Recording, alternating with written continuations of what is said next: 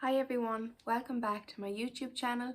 If you are new here, then I'm so happy to meet you. If not, then welcome back. Before I get into it, I just want to say a Happy New Year to everyone, as this is my first video of 2024. I hope you had a happy and safe Christmas and New Year.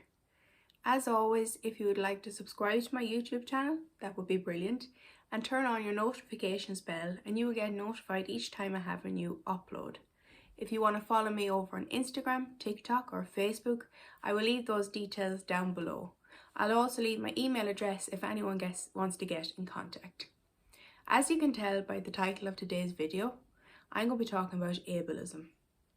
For those of you who don't know what ableism is, it is discrimination based on disability. This can take on many forms, from name calling to violence against a disabled person. One example I like to use is that of a restaurant.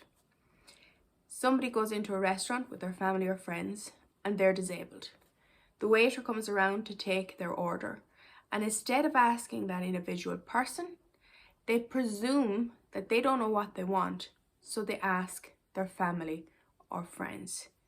This is an example of ableism.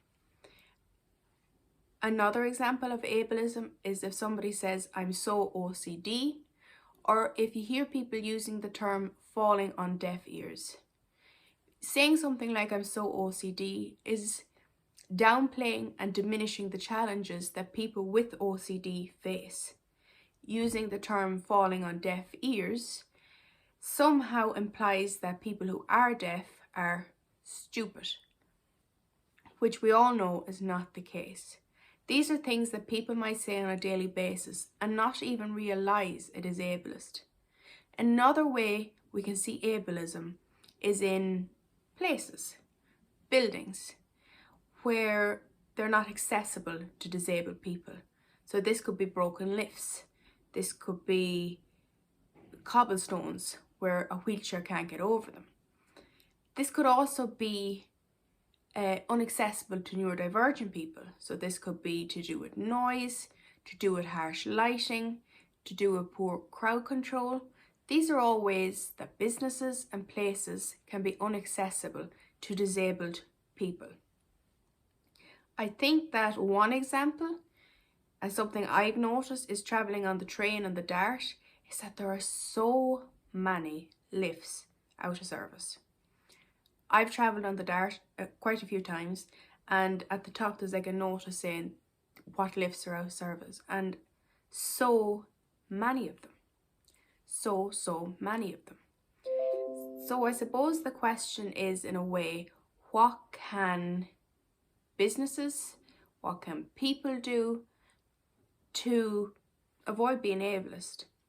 When it comes to businesses, for example, DART services, train services.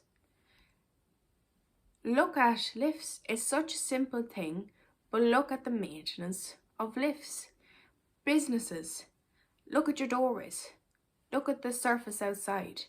Think about a person in a wheelchair. How are they going to get in? I mean,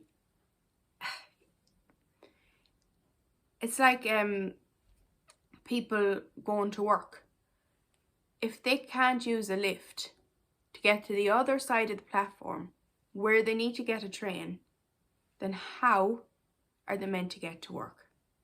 That is ableism. I think it takes a certain amount of education, a certain amount of understanding of what it means to be disabled, talking to disabled people.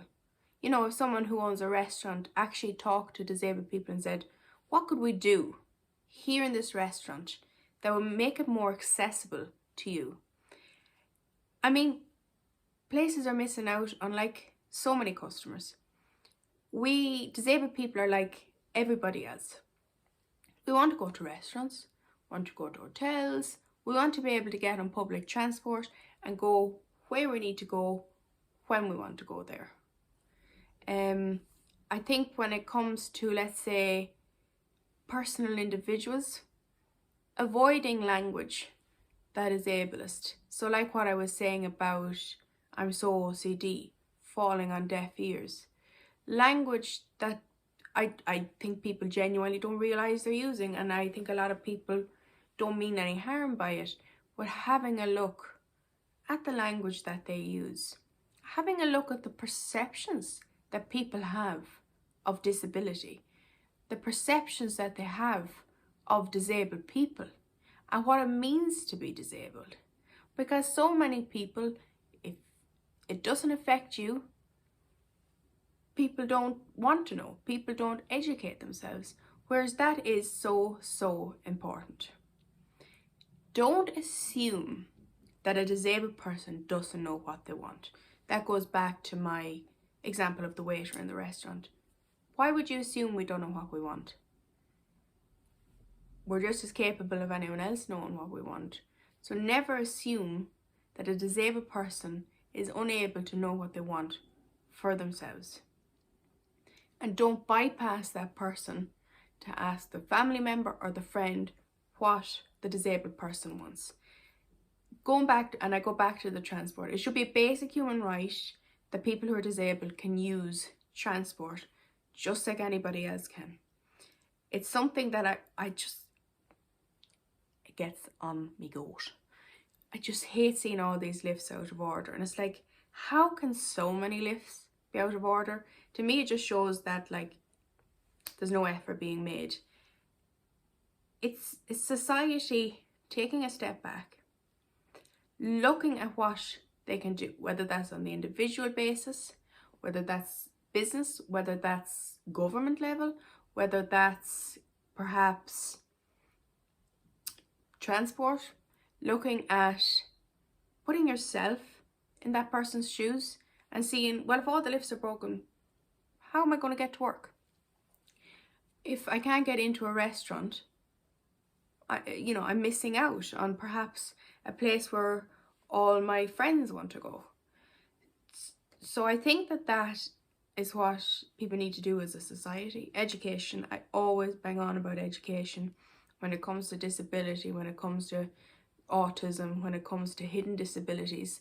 It is so important for people to educate themselves. So after that little rant, I'd like to say, if anyone has their own stories that they'd like to share about their experiences of ableism, perhaps transport, in the workplace, going out, whatever it may be, if you want to share them stories, then feel free to do in the comments down below. If anyone wants to share this with somebody that they feel might get something from it or might explain ableism to them, then of course please do. As always, in the comments down below, please be kind, but I do love to hear your feedback. And if you have any ideas of what you'd like me to cover this year in 2024, then please do let me know in the comments down below or over on my different social media accounts. Thank you so much for watching. As I already said, a happy new year.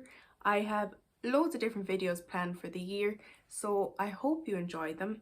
And thank you for watching. Thank you for subscribing and all the support I had last year in growing my channel. So thank you. Bye.